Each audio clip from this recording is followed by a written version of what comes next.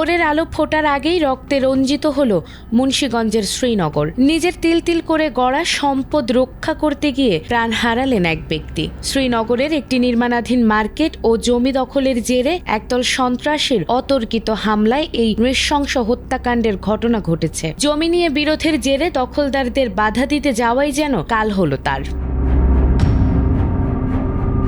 মুন্সিগঞ্জের শ্রীনগরে নির্মাণাধীন একটি মার্কেট দখলের চেষ্টায় বাধা দিতে গেলে প্রতিপক্ষের হামলায় মোহাম্মদ আলমগীর নামে এক ব্যক্তি নিহত হয়েছেন। মঙ্গলবার ভোর 5:30টার দিকে মুন্সিগঞ্জের বালাসুর এলাকায় এই মর্মান্তিক ঘটনা ঘটেছে। নিহত আলমগীর বালাসুর এলাকার বাসিন্দা। তিনি তার ভাই তমিজউদ্দিনের সঙ্গে যৌথভাবে বালাসুর বাজারে একটি মার্কেট নির্মাণের কাজ শুরু করেছিলেন। ওই জমি নিয়ে আগে থেকেই বিরোধ চলছিল বলে জানিয়েছে স্থানীয় সূত্র ও নিহতের পরিবার।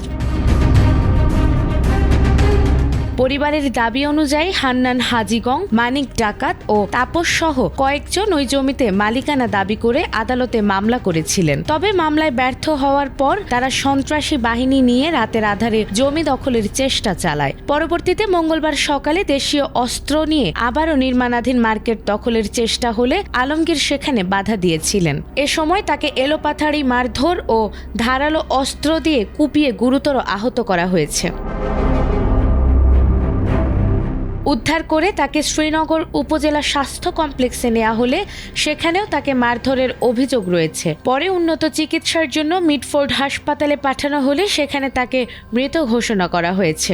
এ ঘটনায় আহতদের মধ্যে রয়েছে তমিজউদ্দিন, জাহাঙ্গীর, তারেক, তানসেল, তুষার, আব্দুর রহমান সহ আরও কয়েকজন। আহতরা ঢাকা মেডিকেল কলেজ হাসপাতালে চিকিৎসাধীন রয়েছে।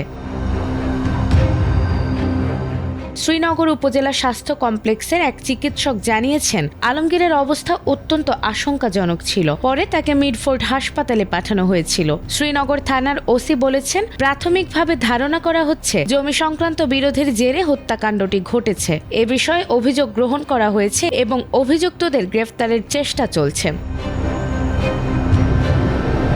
নাজমুন নাহার জান্নাত, এটিএন বাংলা।